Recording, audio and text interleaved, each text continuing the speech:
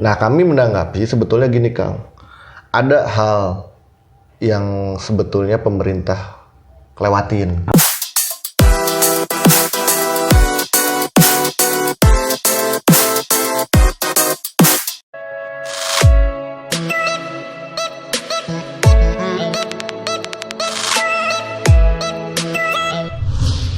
Assalamualaikum warahmatullahi wabarakatuh. Saya Jan Ahmad Nugraha, Ketua Umum PPKS Indonesia. Saksikan terus channel YouTube Sosiawan TV, channelnya para sosiawan. Jangan lupa like, komen, share, dan subscribe. Mantap!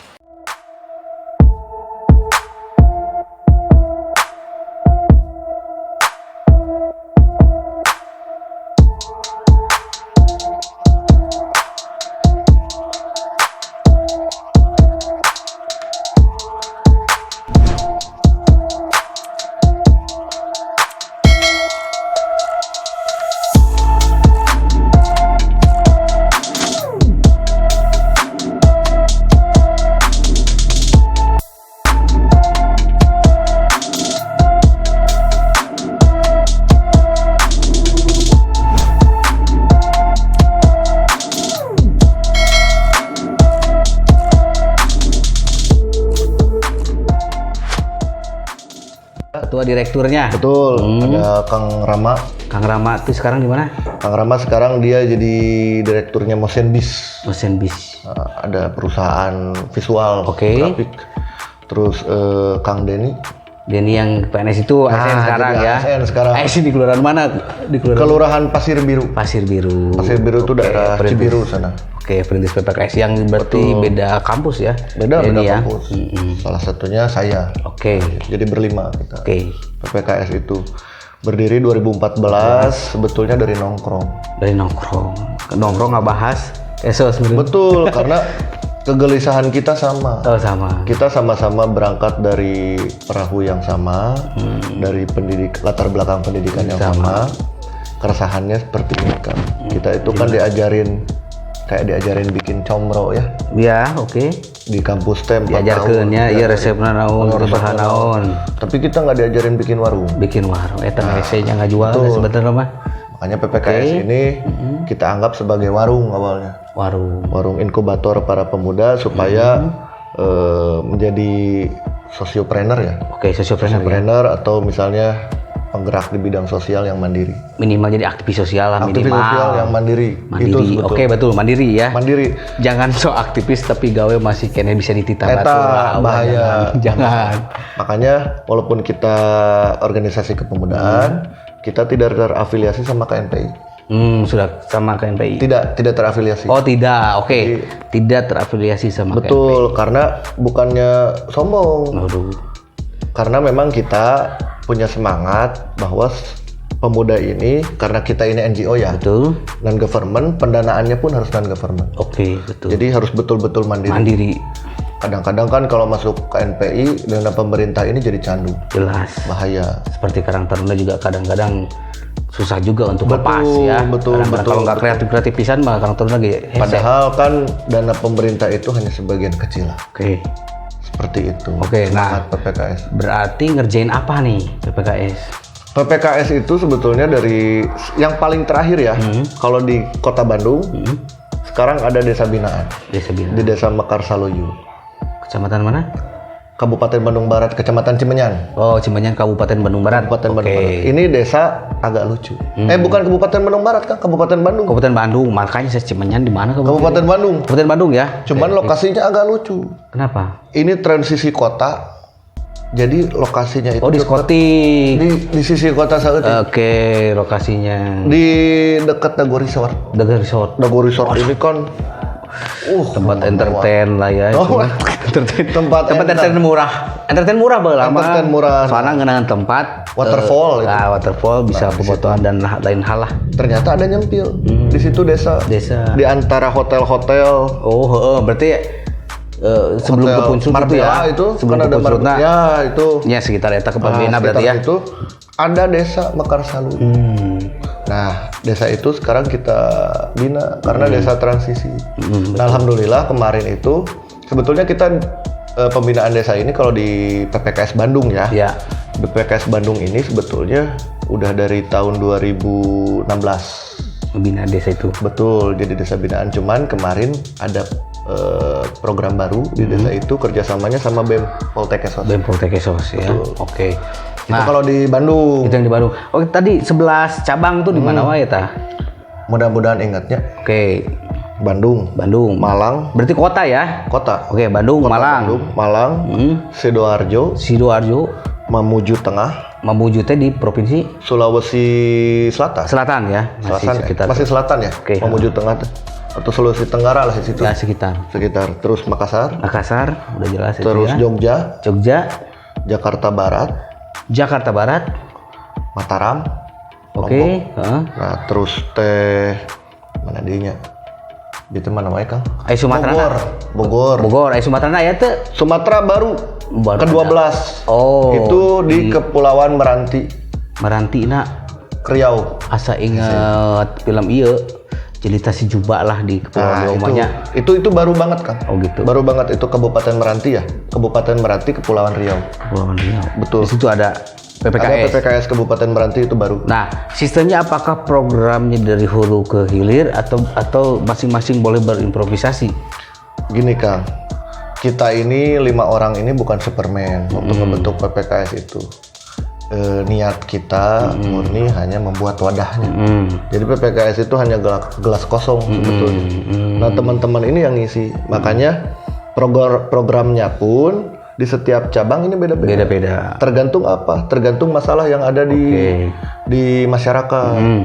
Karena saya percaya tidak mungkin dengan Indonesia yang beragam. Solusinya seragam. Oke. Tapi nah itu sekolah seragaman oge. Ya, itu mah ini mah kita ya. Government kita.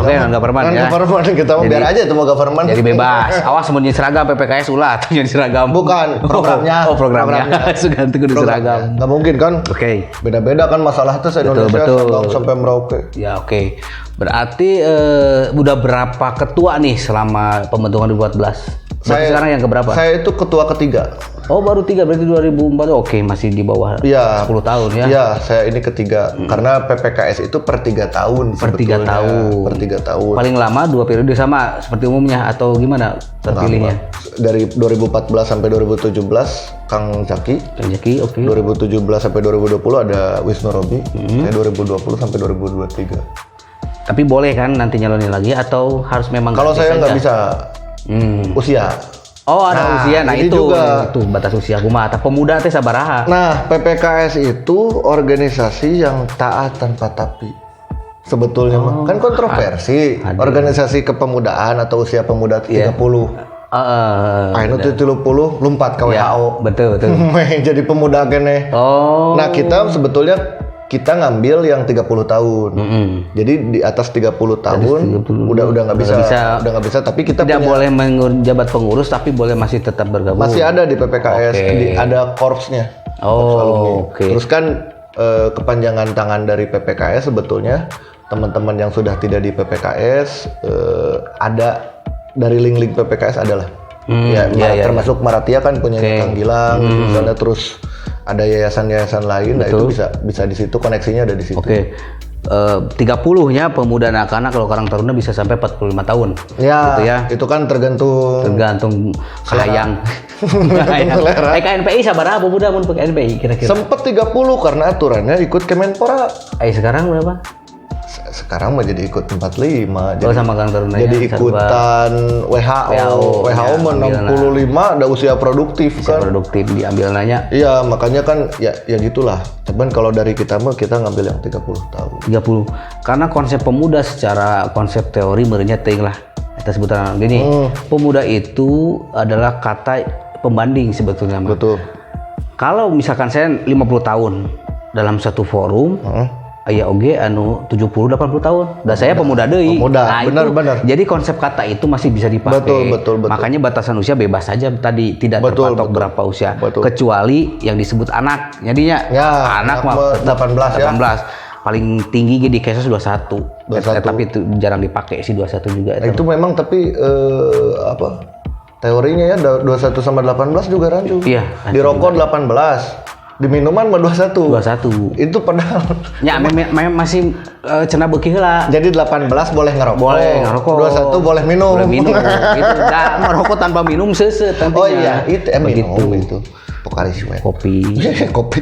Itu. Ya benar-benar. Itu ya. Gitu, Kang. Oke, PPKS begitu. Jadi berapa 3 tahun tadi? 3 tahun. 3 tahun.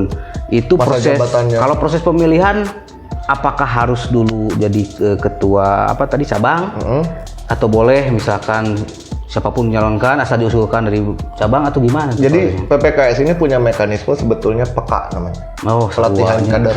Pelatihan kader. Peka teh. Seru jeung teknologi saya di spesialis. Ada peka 1, peka 2, peka 3. Nah, sebetulnya anu yang sok kapila teh ya. Itu tapi sambil modus sih kan namanya itu mau sambil ngajak udah mencari kasih sayang. Anak gadis dibawa-bawa di nginap pura-pura Kan ini kegiatan ini lah. Kamu udah mencari kasih sayang. Benar-benar. Itu nah, jadi sebetulnya kalau di kita biasanya dari pengurus cabang baru ke pusat. Oke, berarti pernah di cabang? Pernah. Saya mah pendiri ya. Oh, itu mah boleh. Itu Founder. katanya tidak boleh ada tapi. Saya mah majelis tinggi. Oh, gitu. Majelis tinggi yang bikin. Oh, yang bikin. Nah, cuman syarat jadi ketua ini harus ada rekom dari cabang. Minimal berapa atau minimal 1? Minimal 1. Minimal 1. Saya kemarin yang rekomendasiin saya bukan Bandung sebetulnya. Oh, Makassar. Bandung tuh? Bandung tuh. Edan bisa gitu ya. Settingan. Politik Settingan. ya. Kasus politik ya, politik. Oke. Makassar kemarin ya. Bisa gitu ya. Sekjennya juga di Makassar. Sekjen saya di Makassar. Sekjen. Andi Muhammad Alif. Oh, sih yang sekarang dosen ya? Bukan, dia mah sarjana hukum. Oh, beda jeung Andi anu spesialisnya batu sejaki. Udah banyak Andinya. Heeh. Di Makassar mah Andi KB juga nanti. Andi juga nanti ngaranna nanti. Andi yang harus. Iya. Oke, lanjut. Terus nah sekarang misalkan sekarang di masa pandemi, berarti ada keterbatasan kan kegiatan Iya, misalkan ya. Kumaha cara mensiasatin ane PPKS? Nah, sebetulnya kan gini, kalau dari PPKS ini kita ngomongin pandeminya dulu ya. Oke. Kongresnya itu kongres online juga kemarin. Akhirnya seharusnya Indonesia kongres kita itu kemarin di Makassar. Kalau yang waktu di Poltekkes dulu, Ya, itu kongres. itu kongres kan? Kongres juga, Oke. kongres. Itu kongres kedua ya. Oke, kedua. Berarti kemarin Ketiga di Makassar harusnya. Tapi akhirnya Makassar jadi tuan rumah via Zoom. Tapi kita gantinya tetap kalau pandemi ini memang sudah beres lah ya. clear ya, nanti rakernas tetap di Makassar. Tetap di Makassar. Tetap di Makassar. Biasanya yang diundang tamu mitra itu siapa kira-kira? Jadi gini, kalau PPKS itu ada Dewan Pembina di atasnya. Nah, alhamdulillah kalau di periode sekarang Dewan Pembina itu nambah ya. Kan kalau dulu ada bukannya sama Bu Sekarang Meti, Direktur Rehabsos, Bu Meti dosennya. Kita nambah sekarang ada Kang Sony Teguh Prasetya. Itu beliau sekarang Setda Humas di sini. Setda Humas Kota Bandung. Terus juga ada Teh Indri. Sebagai siapa? Teh Indri itu dia tokoh pemuda karena beliau juga suaminya ketua Forki. Forki iya. Kota karate. Oke. Jadi nanti kita ada program buat membuka peluang atlet-atlet yang kurang mampu. Atlet kurang mampu. Kan ada potensi-potensi atletnya. Bedana naon atlet kurang mampu jeung nu mampu? Kan kumaha ningali mah skill meureun. Iya. Yang naon eta? Tetep itu. Oh, pantesan teu maju-maju. Eta Indonesia teh gitu. Hese. Sugantenya yuk, halus ya misalkan. Betul. Pantesan hese. Satu lagi ada Bagus Diana Arifin. Uncle Tibob. Karena Uncle Tibob ini kan relawan senior. Karena PPKS ini kan Kasretot gede euy. PPKS ini kan basisnya voluntary bawahnya. Ya kita juga perlu itu. Yang kemarin acara terakhir itu sama Kang Erwin itu? Nah, itu podcast saya. Oh, itu podcastnya. Itu podcast saya. Jadi ada acara rutin saya tapi memang atas nama PPKS. Judulnya Obrolan Berfaedah. Obrolan Berfaedah. Di channelnya Sahabat Uncle Tibob. Oke, tinggal cek di YouTube juga. Ada di YouTube. Teman-teman tinggal cek juga ya, nanti silakan mau tahu acara-acara dari Kemarin PPKS. ngomongin ini pandemi.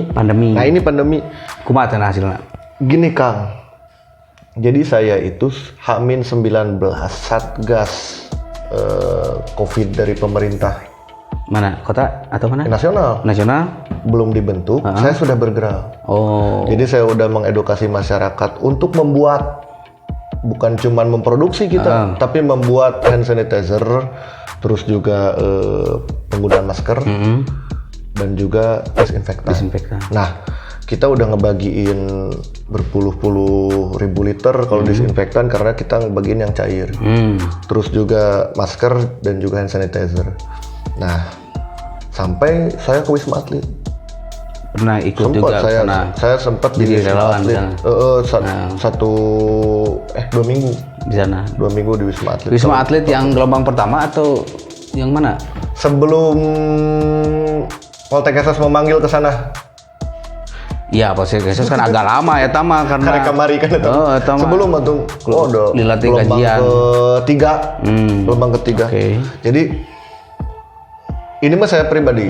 Saya mah nggak bawa-bawa siapa. Kalau Jering mah kan di penjara karena dia ngasih statement tapi nggak ngikutin pergerakan. Nggak kayak Dokter Tirta dan lain-lain. Cuman saya jujur sampai sekarang dari H-19 Satgas COVID dibentuk, saya udah bergerak bahkan bikin posko independen di Kota Bandung. Oke. Saya sampai sekarang belum pernah ketemu yang COVID. Sampai ke Wisma Atlet juga nggak ketemu sama yang COVID. Yang COVID ku mah maksudnya Yang positif. Aisyah beritana di Nah itu Wisma? makanya kita kan walau alam. Ada di Wisma ini lantai 17 sampai lantai 32. Aya anu positif. Positif Tapi ceritanya. tidak ceritanya. Tapi manggih teh kumaha gimana? Nggak ketemu. Nggak pernah tahu yang COVID itu kayak gimana. Khusus pisan di karantina gitu. Ya. Dan itu yang boleh akses masuk hanya. Ya betul. Dan saya juga ada follow-followan sama yang di karantina lewat Instagram. Ini mah jadi ini harus dikasih tahu. Jadi maksudnya jangan takut gitu. Oke. Masyarakat tuh. Saya follow-followan juga sama yang karantina itu. Ternyata yang karantina itu dia balik dari luar negeri. Usia berapa itu? Katanya kan memang yang paling rentan kan usia. Masih muda kok. Itu masih muda. Oh. Umuran saya. Jadi dia pulang dari Malaysia terus langsung di karantina. Langsung karantina. Betul. 2 minggu atau 14 hari. Betul. Nah kami menanggapi sebetulnya gini Kang. Ada hal yang sebetulnya pemerintah lewatin. Apa tah? Nih. Gini Kang. COVID masalah medis atau masalah sosial?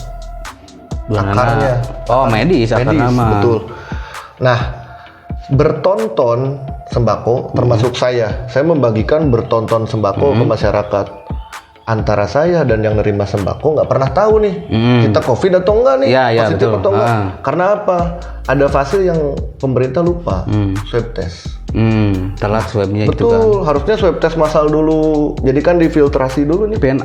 Alasan pemerintah mahal swab test teh. Nah, alasan pemerintah mahal, tetapi sekarang kan bantuan udah tunai. Minimal, ini saran ya. Minimal ketika misalnya ada sekarang bantuan BPJS TK yang tunai kan. Oh iya itu. Itu kan tunai. 1,2 kali. Ya. Minimal dihimbau lah masyarakat untuk melakukan swab test. Pakai dana itulah, nggak masalah. Kalau yang rapid nggak ngaruh, gimana?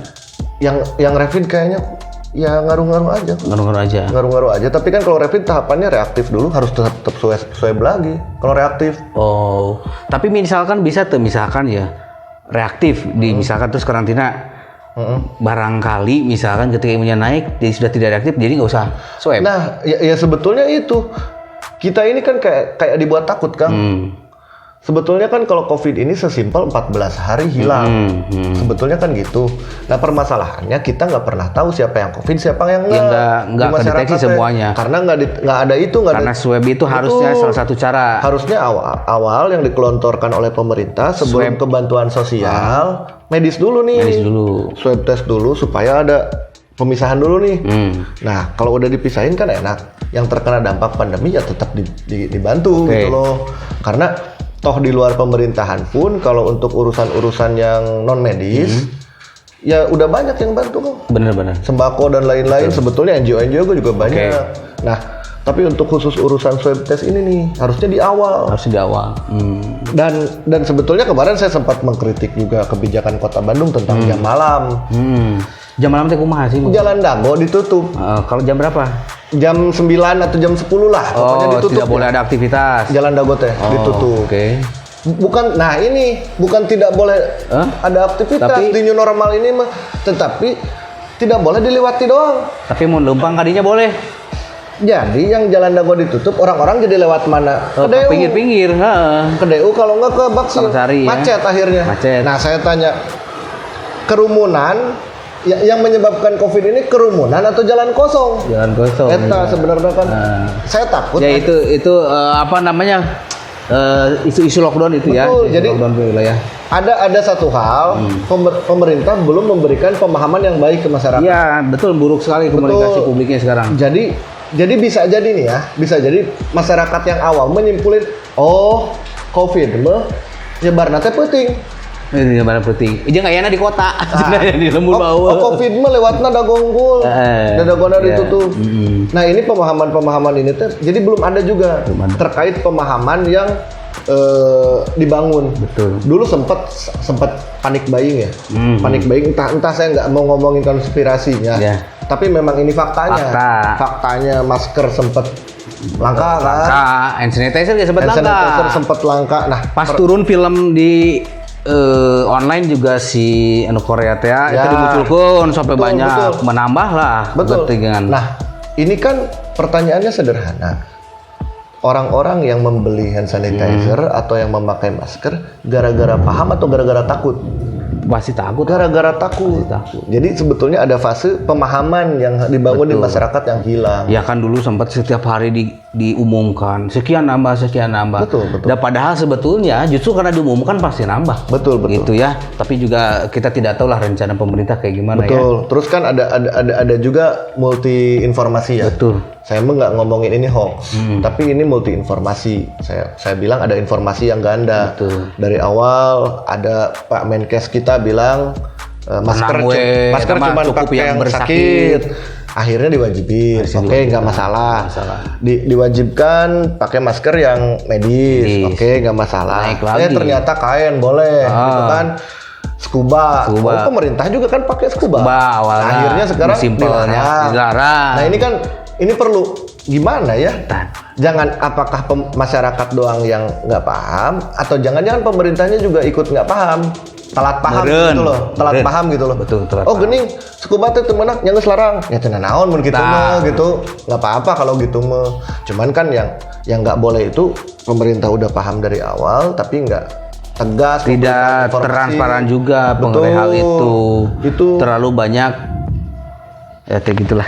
Ya gitu, makanya kan masker, hand sanitizer, cuci tangan dilakukan dan dipakai itu gara-gara takut, bukan gara-gara paham. Kalau kita bersuudzon kita ya, misalkan dari masker, sanitizer dan sabun, berarti yang kebutuhan sekarang satu lagi bukan sembako lagi. 10 kok misalkannya. Iya. 10 kok enak 10 bahan pokok untuk kita butuhkan. Betul. Sampai akhirnya itu tinggi permintaan, berarti kan yang diuntungkan juga perusahaan produksi itu ya, memproduksi itu ya. Betul. Bahkan akhirnya saya lihat merek-merek yang bukan dari untuk hand sanitizer jadi nyariin ya nama. Iya itu. Iya, termasuk betul. Mungkin tadi juga PPK akhirnya mungkin membuat dan lain-lain. Kita bikin. Sampai sering viral juga kan ada tutorial membuat sanitizer rumah sendiri. Iya. Nah hal seperti itu teh dampak sosialnya kan besarnya. Betul.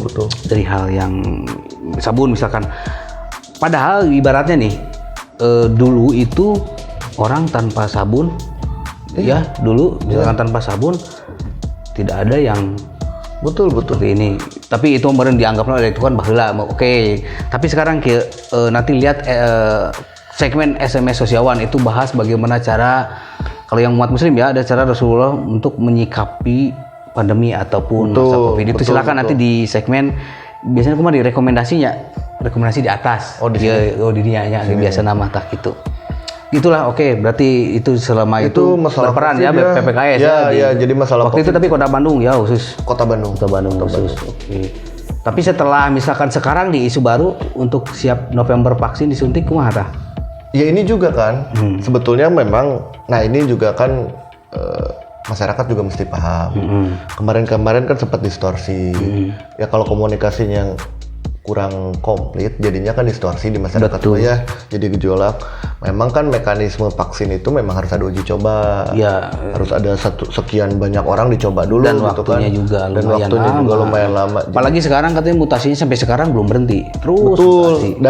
Dan ini teh nggak nyampe kan ke masyarakat. Seakan-akan ini beli vaksinnya belum teruji gitu. Tapi kan. seakan-akan akan ini jadi solusi paling Betul. yakin. Padahal kan mekanisme untuk vaksin itu memang seperti itu gitu, tapi nggak nyampe informasinya. Tapi memang jadi akhirnya banyak kepala daerah yang agak kita nggak tahu lah, mungkin kasarnya mah frustasi, sehingga untuk menurunkan konflik di masyarakat seperti Gubernur Jawa Barat Emil itu kan ya. langsung tes sendiri misalkan Vaksin ya sendiri, betul, mau betul. jadi relawan uji coba gitu kan, karena statement beliau juga di podcast Om Deddy juga gitu. Nah gitu, gitunya. saya juga kan gitu. Saya kadang-kadang suka galak sama pemerintah gitu kan. Ya kalau ya Tapi wajar lah kita mau objektif gitu. Kalau misalnya pemerintah ada yang dinilai nggak baik, ya kita ingatkan. Betul, buat kritik. kita ingatkan. Betul. Tapi kalau untuk Kang Emil yang di podcastnya Om Deddy, saya ada satu hal yang saya applause buat apa Kang tuh? Emil itu. Gimana? Karena Kang Emil tuh bilang gini, terlepas dari kontroversi atau permasalahan COVID yang ada ini, COVID ini udah ada masalahnya. Iya, oke. Yang harus dicari ya solusi. Gitu loh. Dan saat ini kemanapun hese, kecuali itu jalan satu-satunya. Karena kadang-kadang kan orang Indonesia mah biasa terlalu asik dengan konspirasinya, terlalu asik dengan misalnya kontroversinya, Ya. gitu kan. Orang Melayu mah resep nu sedih-sedih, anu piributeun. Nya nepi ributeun. Padahal masalahnya memang udah nyata, gitu kan. Tinggal dicari solusinya. Terlepas dari itu konspirasi atau kepentingan bisnis dan lain-lain. Dan geus kieu kumaha deui saya gitu kan. Nah, itu yang saya applause banget dari Kang Emil. Oke. Untuk berarti statement. setuju ya bahwa Setuju. apa yang dilakukan oleh Pak Gubernur saat ini gitu ya di Jawa Statement Barat. itunya. Statement itunya. Cuman statement itunya. Oke. Tapi gini, saya mah anehna teh kieu kadang-kadang beberapa di YouTube juga dibahas para ahli. Akhirnya KSP bilang ketika ditekan terus oleh oposisi, akhirnya menyebutkan dah kata profesor dari Unpad juga cenah gitu kan. Iya, gitu. Tapi cek si apa sih da profesor UI ngomongnya beda. Iya. Ahli wae geus beda eta profesor. Iya, itu. Cek urang mah kenapa enggak diundang we eta Satgas Covid teh kudu nama ta profesor we sekalian. Di satu mejain. Satu mejain. Di satu meja. Dan itu opening terbuka untuk umum. Misalkan di Liput streaming misalkan ya tong di cut langsungnya streaming buka gitu ya. Biar tahu semua Iya, bener lu mana, tapi nggak tahu berani atau enggak sih pemerintah. Dan saya mah sangat applause ya. Di momen ini juga saya kasih applause, juga saya kasih penghormatan setinggi-tingginya buat relawan dan juga Ya, tenaga betul. medis. Oke. Aduh Kang, Terima kasih teman-teman relawan yang Tenaga saya anggap saya apa di namanya teh? Nanti mun raja ka marketing teh. Saya lain madat kan. saya amanahkan. Bukan, saya pokoknya saya sahkan lah para relawan menjadi sosiawan karena bermanfaat bener. untuk Bener, masyarakat banyak. saya ngerasain Terima kasih banyak. itu di Wisma Atlet Kang. Hektiknya relawan, terus juga Kabayang lah, saya aja jangankan di Wisma Atletnya, saya kalau lewat misalkan dulu ada di posko-posko, dulu jadi Cimahi juga ada posko-posko, ngeselieur itu posko teh itu posko jalan, anu perbodan jalan gitu, komodi di sarangna. ada 7 tower di Wisma Atlet itu. Dan kalau nggak salah itu dari lantai 17 sampai lantai 32. Di Penuh. setiap towernya penuh. Edan. Itu yang Kumaha nu ngalayanananya? persif, ada shift-shiftnya. Dan anjir itu full apa? Ya atuh pakai naoge APD teh seberapa lapis. Asli itu Kacida lah itu kebayang berjuangna. ngapna walaupun cantik-cantik. Iya. Dokternya cantik. Makanya bertahan lama ya para relawan. Saya kalau udah lihat perempuan yang udah berkeringat. Tanda itu teh kumanya anugerah dari Tuhan, memang sudah fitrahnya. Kalau melihat wanita cantik ya nggak tahu saya kalau wanita lihat cowok ganteng atau tampan katanya tidak mutlak kayak kita. Ya. Kalau wanita mah ada kadang-kadang ada yang suka kayak saya perutnya gitunya. Ya. Tidak mutlak jika lelaki mah bisa dianggap mutlak resep awe gelis dari Betul. body oke, meskipun seleranya juga ada yang beda gitu ya. Betul. Tapi daku mah itu teh penyejuk juga sih. Itu Kang. Penyejuk memang. Apalagi beres bertugas dibuka. Pas buka, keringat. aduh. Kayaknya itu Kesang natanya. pejuang keras. Pejuang keras. Ibu anak-anak, Betul. ibunya anak-anak. Asing. Itu makanya saya betah di Wisma Atlet. Oh, gitu. Wisma Atlet saya betah cuman surat tugasnya habis. Habis. Itu dari mana tuh tugas waktu kemarin? Itu dari skuad PB, dari BNPB. BNPB langsung. Ya dari skuad penanggulangan bencana Indonesia. Oke, BNPB langsung. Di sana juga ada urusan kita juga yang di BNPB itu. Angkatan 2005 kalau nggak salah ya, ada di BNPB. Di BNPB. Tapi teuing jadi naon di dituna. Itulah. Nah, mudah-mudahan juga ini para pekerja sosial, Gimana?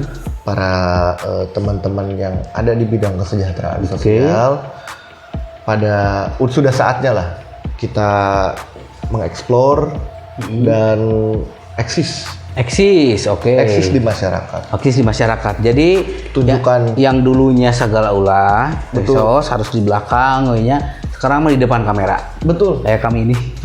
Iya, jadi harus ditunjukkan. Ditunjukkan. Orang saja yang buruk-buruk atau kurang baik misalkan ditunjukkan. Betul. Hollywood dan lain, kita kebaikan masa Yang disebut-sebut. bermanfaat. Betul, yang bermanfaat menguntungkan orang lain. Betul. Nah disebutkan gitu Betul. ya. Karena salah satu parameter supaya profesi ini maju ya harus eksis. Harus eksis. Kecuali memang ada hal-hal tertentu sesuai kode etik yang tidak bisa kita langgar. Betul. Itu ya. Jadi karena kalau Tapi kalau kesuksesan mah bahayanya. betul, karena kalau udah eksis pasti masyarakat tahu. Dan ketika tahu dan itu maksudnya pasti akan ingin tahu. Kalau udah ingin tahu dan tahu pasti jadi butuh. Gitu. Poinnya itu pasti jadi butuh pekerja. Kalau sudah butuh, nuturkeun cuana. Oke, sekian saja dulu teman-teman. Betul. Terima kasih Kang Jana dari PPKS sudah Sama-sama. mau kita kupas ya. Mr. Tadi Dia. sudah banyak sekali pengalamannya. Semoga teman-teman sosial terinspirasi untuk melakukan hal yang sama. Sekian dari kami, salam sosiawan. Assalamualaikum warahmatullahi wabarakatuh. Dadah. Jauh teuing.